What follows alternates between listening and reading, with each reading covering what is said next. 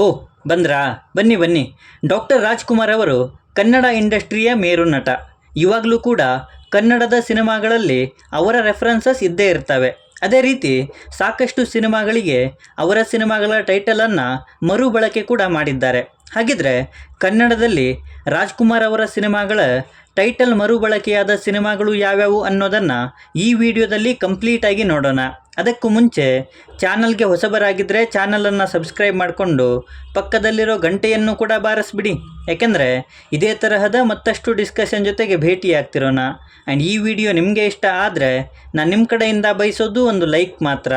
ಅದನ್ನು ಕೂಡ ಕೊಟ್ಟು ವಿಡಿಯೋನ ಕಂಪ್ಲೀಟಾಗಿ ನೋಡಿ. ಅಣ್ಣ ತಂಗಿ 1958ರಲ್ಲಿ ಬಂದ ಸಿನಿಮಾ.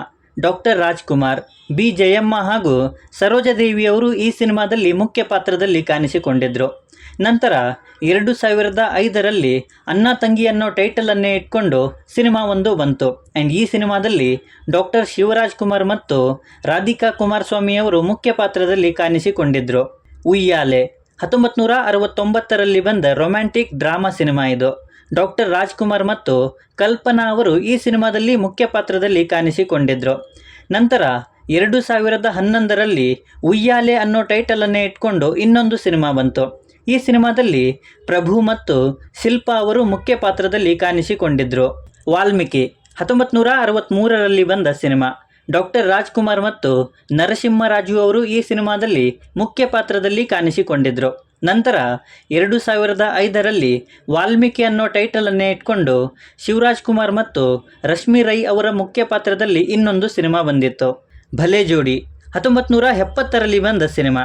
ಡಾಕ್ಟರ್ ರಾಜ್ಕುಮಾರ್, ಭಾರತಿ ಹಾಗೂ ಬಾಲಕೃಷ್ಣ ಅವರು ಈ ಸಿನಿಮಾದಲ್ಲಿ ಮುಖ್ಯ ಪಾತ್ರದಲ್ಲಿ ಕಾಣಿಸಿಕೊಂಡಿದ್ದರು. ನಂತರ 2016ರಲ್ಲಿ ಭಲೆ ಜೋಡಿ ಅನ್ನೋ ಟೈಟಲನ್ನೇ ಇಟ್ಕೊಂಡು ಇನ್ನೊಂದು ಸಿನಿಮಾ ಬಂತು.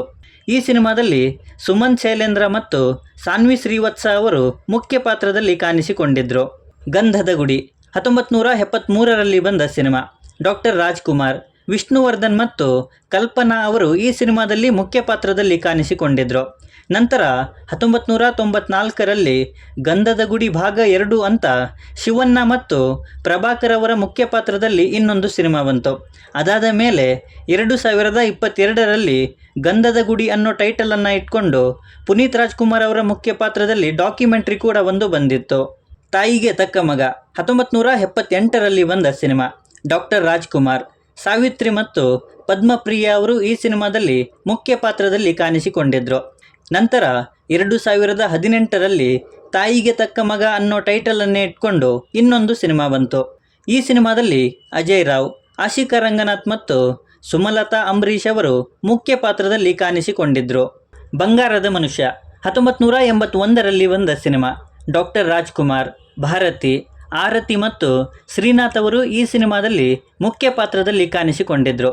ನಂತರ 2017ರಲ್ಲಿ ಬಂಗಾರ ಸನ್ ಆಫ್ ಬಂಗಾರದ ಮನುಷ್ಯ ಅನ್ನೋ ಟೈಟಲನ್ನು ಇಟ್ಕೊಂಡು ಇನ್ನೊಂದು ಸಿನಿಮಾ ಬಂತು.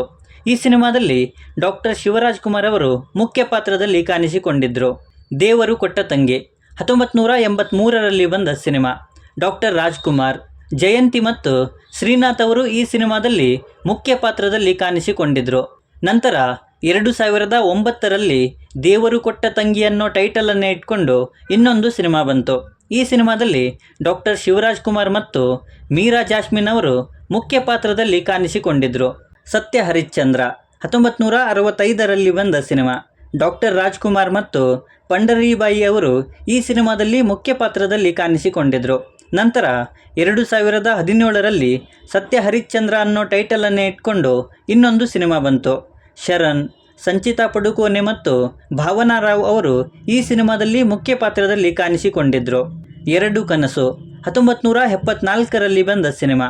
ಡಾಕ್ಟರ್ ರಾಜ್ಕುಮಾರ್ ಮತ್ತು ಮಂಜುಳಾ ಅವರು ಈ ಸಿನಿಮಾದಲ್ಲಿ ಮುಖ್ಯ ಪಾತ್ರದಲ್ಲಿ ಕಾಣಿಸಿಕೊಂಡಿದ್ದರು.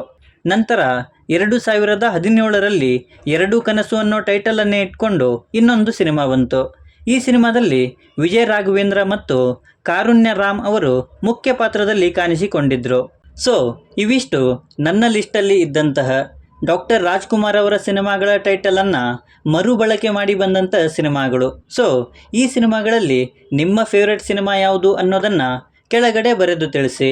ಮತ್ತು ಈ ವಿಡಿಯೋ ನಿಮಗೆ ಇಷ್ಟ ಆಗಿದ್ದರೆ ದಯವಿಟ್ಟು ನನ್ನ ಚಾನಲನ್ನು ಸಬ್ಸ್ಕ್ರೈಬ್ ಮಾಡಿಕೊಂಡು ಸಪೋರ್ಟ್ ಮಾಡಿ. ಕೊನೆಯಲ್ಲಿ ಸಿಗ್ತಾ ಇರೋಣ.